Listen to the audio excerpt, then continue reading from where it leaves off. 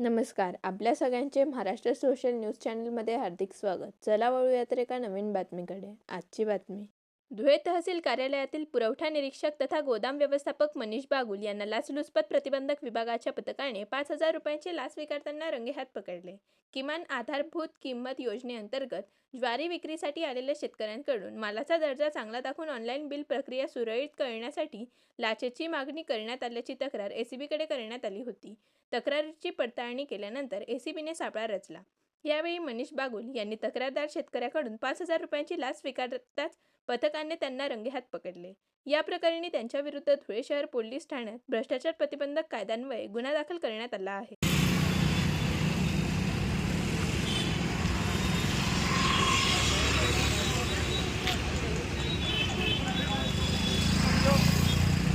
बातमी आवडल्यास चॅनलला लाईक व सबस्क्राईब करा व दररोज अशा नवनवीन बातम्या पाहण्यासाठी चॅनलला फॉलो करा. धन्यवाद.